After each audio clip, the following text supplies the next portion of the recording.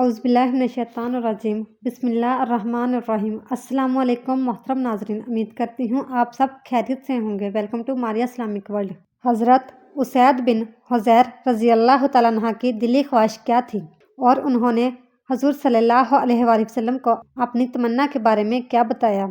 हज़रत मोहम्मद सल्लल्लाहु अलैहि वसल्लम और हज़रत उसैद बिन हुज़ैर रज़ी अल्लाह तआला अन्हा का बहुत ही प्यारा वाक़या है, ज़रूर सुनिएगा। हज़रत मसअब बिन उमैर रज़ी अल्लाह तआला अन्हा जब पहले तबलीगी मिशन पर जसरब पहुंचे तो आपने कबीला खिज़रज के एक सरदार असाद बिन ज़रारा के यहाँ क़याम किया। उसने अपने घर में से एक कमरा उनके क़याम के लिए मखसूस कर दिया, जिसे वो तबलीगी मकासद के लिए इस्तेमाल करते। हज़रत मसअब बिन उमैर रज़ी अल्लाह तआला अन्हा की शरीं कलामी, साफ गोई, खुश्क अखलाकी और नूर अमानी की बदौलत बशिंदगाने यसरब तेजी से उनके गर्विदा होने लगे। सबसे बढ़कर जिस खूबी ने लोगों को मुतासर किया वो इनका नहायत सुरीली आवाज में कुरान मजीद की तिलावत का दिलकश अंदाज था, जिससे पत्थर जैसे दिल नरम हो जाते, सुनने वालों की आंखों से आंसू जारी हो जाते। आपकी हर मजलिस में कुछ अफराद वाज़ो नसीहत से मुतासर होकर दायरा इस्लाम में दाखिल हो जाते। एक दिन असाद बिन ज़रारा अपने मज़ीज़ मेहमान हज़रत मसअब बिन उमैर रज़ी अल्लाह तआला अन्हा के साथ घर से निकले ताकि कबीला बनु अब्दुल असहल के चंद अफराद से मुलाकात करें और उनके सामने इस्लाम की दावत पेश करें। दोनों एक बाग में दाखिल हुए और मीठे पानी के एक चश्मे के पास बैठ गए। देखते ही देखते वो लोग उनके इर्द गिर्द जमा हो गए जो अभी नए नए मुसलमान हुए थे, और चंद गैर मुस्लिम भी आपकी बातें सुनने के लिए करीब आकर बैठ गए। आपने नहायत प्यारे अंदाज में उनके सामने इस्लाम की सच्ची दावत पेश करनी शुरू की। सभी खामोशी और तवज्जो से सुनने और आपकी जादू बयानी से मुतासर होने लगे। एक रोज अहले जसरब में एक शख्स ने उसैद बिन हुज़ैर और साद बिन माज को अतला दी। ये दोनों कबीला ओस के सरदार थे कि एक मक्की नौजवान उनके घरों के करीब सुकूनत पजीर है, लोगों को अपने दीन की तरफ दावत देने में दिन रात मसरूफ है और असाद बिन ज़रारा ने उसे अपने घर ठहराया हुआ है। ये खबर सुनकर साद बिन माज ने उसैद बिन हुज़ैर से कहा, तेरा कुछ ना रहे, फौरन जाओ उस नौजवान की खबर लो जिसने हमारे घरों का रुख कर रखा है। वो चाहता है कि हमारे कमजोर दिल लोगों को वर्गलाए और हमारे खदाओं की तौहीन करे। उससे रोको और तनबीह कर दो कि आज के बाद हमारे इलाके में कदम ना रखे। फिर अफसुर्दा होकर कहने लगा, अगर ये मेरी खाला के बेटे साद बिन ज़रारा के यहाँ मेहमान ना होता तो मैं खुद इसकी खबर लेता और उसे फौरन यहाँ से भाग जाने पर मजबूर कर देता। साद बिन माज की बातें सुनकर असैद बिन हुज़ैर ने नेज़ा पकड़ा और सीधा बाग की तरफ चल दिया।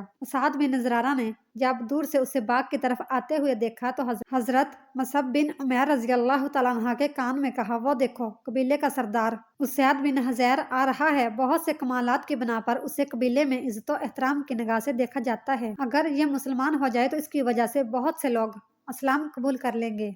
अज़राहे करम इसके सामने अल्लाह का पैगाम उम्दा और दिलनशीन आवाज में पेश करें। देखते ही देखते उसैद बिन हुज़ैर बड़े तमतराक और रोबो दबदबे के साथ मजमे के सामने आ खड़ा हुआ। हज़रत मसअब बिन उमैर रज़ी अल्लाह तआला अन्हा को मुखातब करके कहने लगा, मुझे ये बताओ कि तुम्हें हमारे घरों की तरफ रुख करने की जुर्रत कैसे हुई? हमारे कमजोर दिल लोगों को फसलाने और वर्गलाने के लिए तुम्हें किसने इजाजत दी? कान खोलकर मेरी बात सुनो। अगर तुम्हें अपनी जान की जरूरत है तो इसी वक्त हमारी बस्ती से निकल जाओ। हज़रत मसअब बिन उमैर रज़ी अल्लाह तआला अन्हा ने नूर अमान से चमकते हुए चेहरे के साथ उसैद बिन हुज़ैर की तरफ देखा और नहायत नरम लहजे और मीठे अंदाज में इरशाद फरमाया, मेरे भाई, क्या तुम्हें खैर और भलाई मतलूब है? उसने बड़ी बेनियाजी से जवाब दिया, खैर और भलाई क्या होती है? आपने फरमाया, आप हमारे पास चंद लम्हे बैठें, मेरी बातें सुनें। अगर आपको ये पसंद आए तो कबूल कर लें और अगर पसंद ना आए तो हमारा आपसे वादा रहा कि हम यहाँ से चले जाएंगे और दोबारा कभी इस तरफ का रुख नहीं करेंगे। ये सुनकर उसैद बिन हुज़ैर ने कहा, बात तो आपने दिल लगती कही है। साथ ही अपना नेज़ा जमीन में गाड़ा और आराम से बैठ गया। हज़रत मसअब बिन उमैर रज़ी अल्लाह तआला अन्हा दिलनशीन अंदाज में उसके सामने इस्लाम की खूबियाँ और फ़ज़ाइल बयान करने और दिलपजीर लहजे में आयात कुरानी की तिलावत करने लगे, जिससे उसके चेहरे से धीरे धीरे इनकबाज दूर होने लगा। बिल आखिर वह जज्बो कैफ के आलम में पकार उठा, आपकी बातें क्या खूब हैं, किस कदर दिलनशीन اور دل گداز ہیں۔ جس کلام کی آپ تلاوت کرتے ہیں وہ بہت عظیم کلام ہے۔ پھر اس نے جھکی ہوئی نظروں سے باادب انداز میں پوچھا، اسلام میں داخل ہونے کا کیا طریقہ ہے؟ حضرت مصعب بن عمیر رضی اللہ تعالیٰ عنہ نے ارشاد فرمایا، پہلے غسل کرو، پاکیزہ لباس پہنو اور پھر یہ کلمہ پڑھو، لا الہ الا اللہ محمدن رسول اللہ، اللہ تعالیٰ کے سوا کوئی معبود حقیقی نہیں اور حضرت محمد صلی اللہ علیہ وآلہ وسلم اللہ کے رسول ہیں۔ اس کے بعد 2 رکعت نماز ادا کرو۔ یہ سن کر وہ مجلس سے اٹھا، قریبی کنویں پر گیا، غسل کیا، کپڑے دھوئے، کلمہ طیبہ پڑھا، 2 رکعت نماز ادا کی اور سرزمین عرب کا ایک عظیم سپوت، ماہر، شہسوار، دانشور اور قبیلہ اوس کا ہر دل عزیز سردار دائرہ اسلام میں داخل ہو گیا۔ ذاتی کمالات کی بنا پر قبیلے کے افراد انہیں کامل کے لقب سے پکارا کرتے تھے۔ یہ بیک وقت سیف و قلم، شہسواری تیر و اندازی، نجابت و شرافت، عقل و دانش اور فن کتابت میں خاص مقام رکھتے تھے۔ بعد میں یہی حضرت سعد بن معاذ رضی اللہ تعالیٰ عنہ کے اسلام قبول کرنے کا باعث بنے۔ پھر ان دونوں کے ذریعے قبیلہ اوس کے اکثر افراد دائرہ اسلام میں داخل ہو گئے۔ اس کے بعد مدینہ منورہ کو رسول پاک صلی اللہ علیہ وآلہ وسلم کے لیے مقام ہجرت، جائے پناہ اور دارالحکومت بننے کا شرف حاصل ہوا۔ جب حضرت مصعب بن عمیر رضی اللہ تعالیٰ عنہ سے حضرت اسید بن حضیر رضی اللہ تعالیٰ عنہ نے قرآن مجید کی تلاوت سنی تھی تو ان کے دل میں قرآن مجید کی والہانہ محبت پیدا ہو گئی تھی۔ آپ قرآن مجید کی طرف اس طرح متوجہ ہوئے جیسے کوئی پیاسا گرم ترین دن میں میٹھے اور ٹھنڈے چشمے کی طرف لپکتا ہے۔ بالآخر یہ قرآن مجید ہی کے ہو کر رہ کے اس کے بعد انہیں یا تو غازی مجاہد کے روپ میں اور یا پھر قرآن مجید کی تلاوت میں منہمک دیکھا گیا۔ آپ کو قدرت کی جانب سے شرح کلامی، خوش ذوقی، سریلی آواز کا وافر حصہ ملا تھا۔ جب رات کا سناٹا چھا جاتا، لوگ نیند کی آغوش میں لوریاں لینے لگتے تو آپ خوش الحانی سے قرآن مجید پڑھنا شروع کر دیتے۔ صحابہ کرام رضی اللہ تعالیٰ عنہ آپ کی تلاوت سننے کے منتظر رہتے۔ خوش نصیب ہے وہ انسان جسے حضرت اسید بن حضیر رضی اللہ تعالیٰ عنہ کی زبان مبارک سے تلاوت قرآن سننے کا اتفاق ہو۔ آپ ہو بہو اسی طرح قرآن مجید پڑھتے جیسا کہ رسول اللہ صلی اللہ علیہ وآلہ وسلم پر نازل ہوا تھا۔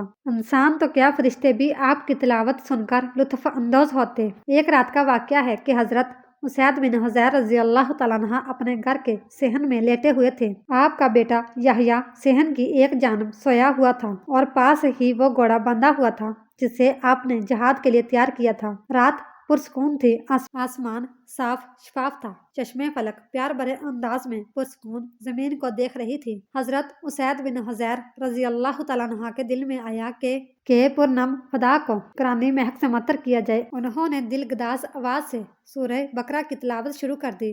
جب گھوڑے نے آپ کی دل سوز آواز سنی تو تیزی سے ایک چکر لگایا، خطرہ تھا کہ رسی ٹوٹ جائے۔ یہ منظر دیکھ کر آپ نے تلاوت روک دی۔ گھوڑا بھی سکون سے کھڑا ہو گیا۔ آپ نے پھر پڑھنا شروع کیا۔ گھوڑے نے پھر اچھلنا شروع کر دیا۔ آپ خاموش ہوئے تو گھوڑا بھی سکون سے کھڑا ہو گیا۔ آپ نے وقفے سے تلاوت کی۔ یوں ہی آپ تلاوت شروع کر دیتے، گھوڑا بدکنے اور اچھلنے لگتا۔ جب آپ خاموش ہو جاتے وہ بھی آرام سے کھڑا ہو جاتا۔ آپ کو یہ خطرہ لاحق ہوا کہ کہیں یہ گھوڑا مستی میں آ کر میرے بیٹے یحییٰ کو روند نہ ڈالے۔ آپ بیٹے کو جگانے کے لیے اس کی طرف گئے۔ کیا دیکھتے ہیں کہ آسمان پر ایک چھتری نما بادل کا ٹکڑا ہے اور اس کے ساتھ چراغ نما روشن قندیلیں لٹک رہی ہیں جن کی ضیاء پوشیوں نے چاروں طرف روشنی اور چمک دمک پھیلا رکھی ہے۔ آپ کے دیکھتے ہی یہ بادل کا ٹکڑا اوپر چڑھنا شروع ہوا جہاں تک کہ آنکھوں سے اوجھل ہو گیا۔ صبح ہوئی تو حضرت اسید بن حضیر رضی اللہ تعالیٰ عنہ نے رسول اللہ صلی اللہ علیہ وآلہ وسلم کی خدمت اقدس میں حاضری دی اور رات کا یہ عجیب و غریب واقعہ بیان کیا۔ آپ صلی اللہ علیہ وآلہ وسلم نے ماجرا سن کر ارشاد فرمایا، اسید، یہ تو فرشتے تھے جو تیری تلاوت سن رہے تھے۔ اگر تم اپنی تلاوت کو مسلسل جاری رکھتے تو یہ بالکل قریب آ جاتے اور لوگ انہیں بچشم خود دیکھ سکتے۔ جس طرح حضرت اسید بن حضیر رضی اللہ تعالیٰ عنہ کو قرآن مجید کے ساتھ محبت تھی، اسی طرح رسول اکرم صلی اللہ علیہ وآلہ وسلم کے ساتھ والہانہ الفت تھی۔ یہ اپنے بارے میں بیان کرتے ہوئے ارشاد فرماتے ہیں کہ جب میں قرآن مجید کی تلاوت کرتا ہوں تو میرا دل ایمان و یقین کی دولت سے مالا مال ہو جاتا ہے۔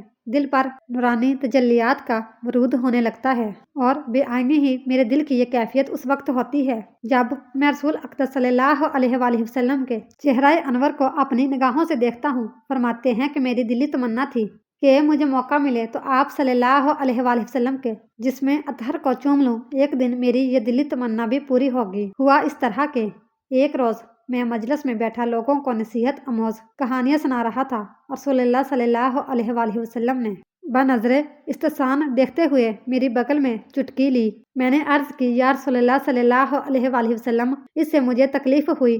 نبی رحمت صلی اللہ علیہ وآلہ وسلم نے ارشاد فرمایا، اسید، اگر تمہیں تکلیف ہوئی ہے تو مجھ سے بدلہ لے لو۔ میں نے عرض کی، یا رسول اللہ صلی اللہ علیہ وآلہ وسلم، آپ کے بدن پر تو قمیض ہے لیکن میرے بدن پر قمیض نہیں۔ یہ سن کر آپ نے بدلہ دینے کے لیے قمیض اتار دی تو میں آپ سے لپٹ گیا اور آپ کے جسم اطہر کو چومنے لگا، اور ساتھ ہی میں نے اپنی تمنا کا اظہار کرتے ہوئے عرض کی، یا رسول اللہ صلی اللہ علیہ وآلہ وسلم، میرے ماں باپ آپ پر قربان ہوں۔ جب سے میں آپ پر ایمان لایا ہوں، اسی دن سے میری یہ دلی تمنا تھی کہ آپ کے جسم اطہر کو چوموں۔ اللہ تعالیٰ کا شکر ہے کہ آج میری یہ دلی تمنا پوری ہوئی۔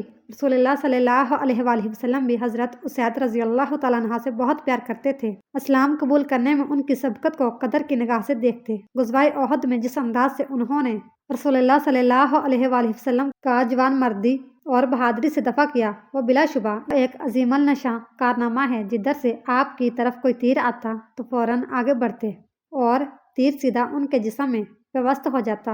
اسی طرح غزوہ احد میں 7 مہلک تیر انہوں نے اپنے بدن پر جھیل کر رسول اقدس صلی اللہ علیہ وآلہ وسلم کے ساتھ والہانہ عقیدت و محبت کا حق ادا کر دیا۔ کوئی تیر بھی آپ صلی اللہ علیہ وآلہ وسلم تک نہ پہنچنے دیا۔ اپنے قبیلے کے کسی فرد کی سفارش کرتے تو آپ صلی اللہ علیہ وآلہ وسلم اسے بخوشی قبول کر لیتے۔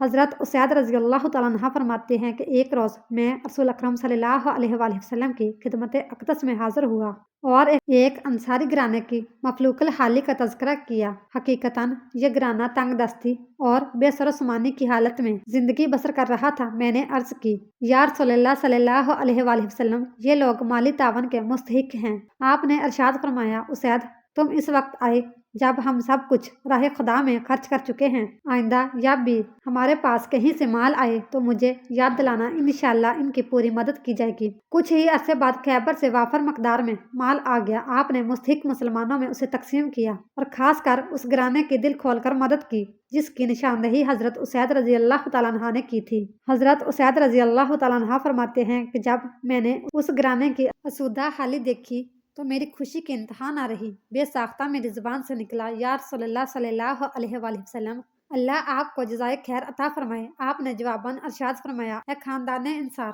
تمہیں بھی اللہ جزائے خیر عطا فرمائے۔ جب سے میرا آپ لوگوں سے تعارف ہوا ہے، میں نے تمہیں پاک دامن اور بہت زیادہ صبر و تحمل کرنے والا پایا ہے۔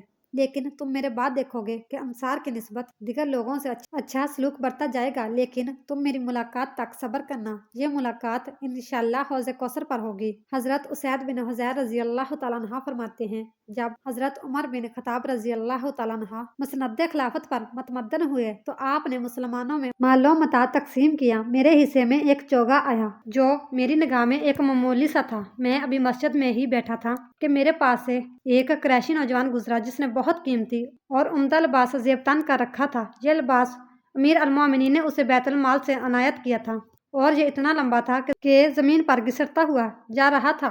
یہ منظر دیکھ کر مجھے وہ فرمان رسول صلی اللہ علیہ وآلہ وسلم یاد آ گیا جو آپ نے انصار کے متعلق ارشاد فرمایا تھا کہ میرے بعد انصار سے زیادہ دوسرے لوگوں کو ترجیح دی جائے گی، اور یہ فرمان نبوی میں نے اپنے پاس بیٹھے ہوئے ایک ساتھی کو بھی سنایا۔ وہ شخص میری بات سنتے ہی اٹھا اور امیر المومنین حضرت عمر فاروق رضی اللہ تعالیٰ عنہ کے پاس پہنچا اور آپ کو وہ سب کچھ بتا دیا جو میں نے اس کے سامنے کہا تھا۔ حضرت عمر رضی اللہ تعالیٰ عنہ یہ بات سنتے ہی میرے پاس پہنچے۔ میں اس وقت نماز پڑھ رہا تھا۔ آپ نے گرجدار آواز میں کہا، اسید، جلدی نماز پڑھو۔ جب میں نے نماز پوری کر لی تو آپ میری طرف متوجہ ہو کر فرمانے لگے، بھلا میرے متعلق تم نے کیا کہا ہے؟ میں نے حرف بحرف سب کچھ بتا دیا۔ حضرت عمر رضی اللہ تعالیٰ عنہ نے یہ سن کر ارشاد فرمایا، اسید، اللہ آپ کو معاف فرمائے، یہ لباس میں نے اس شخص کو دیا تھا جسے انصاری ہونے کے ساتھ ساتھ بیعت عقبہ، غزوہ بدر اور غزوہ احد میں شریک ہونے کا شرف بھی حاصل ہے۔ واقعہ دراصل یہ ہے کہ یہ لباس اس قریشی نوجوان نے ان سے خرید لیا۔ اب بتائیں اس میں میرا کیا قصور ہے؟ تمہارا کیا خیال ہے کہ جس صورتحال کی خبر رسول اقدس صلی اللہ علیہ وآلہ وسلم نے تمہیں دی تھی وہ میرے دور حکومت میں ظہور پذیر ہوگی؟ یہ سن کر حضرت اسید بن حضیر رضی اللہ تعالیٰ عنہ فوراً بولے، امیر المومنین، اللہ جانتا ہے، میرا بھی یہی خیال ہے کہ آپ کے دور حکومت میں ایسا نہیں ہو سکتا۔ हज़रत उसैद बिन हुज़ैर रज़ी अल्लाह तआला अन्हा उसके बाद ज़्यादा देर तक जिंदा ना रहे। अल्लाह ताला ने हज़रत उमर रज़ी अल्लाह तआला अन्हा के दौरे खिलाफत ही में उनको अपने जवारे रहमत में बुला लिया। जब आप अल्लाह को प्यारे हो गए तो पता चला कि 4000 दरहम के मकरूज़ हैं। आपके वारसों ने सोचा कर्ज अदा करने के लिए उनकी ज़राई ज़मीन को बेच दिया जाए। अमीर अल मोमिनीन हज़रत उमर फ़ारूक रज़ी अल्लाह तआला अन्हा को पता चला तो आपने फ़ौरन कर्जा ख्वाहों से राब्ता कायम किया और उन्हें सालाना 1000 दरहम का अनाज लेने पर राज़ी कर लिया। इस तरह 4 साल के अरसे में कर्ज अदा हो गया और ज़मीन औलाद की मलकियत रही। अल्लाह ताला हमें इस पर अमल करने की तौफीक अता फरमाए। इस तरह की मज़ीद इस्लामिक और मालूमाती वीडियो देखने के लिए हमारी वीडियो को लाइक, शेयर और चैनल को सब्सक्राइब ज़रूर कीजिएगा। Thanks for watching.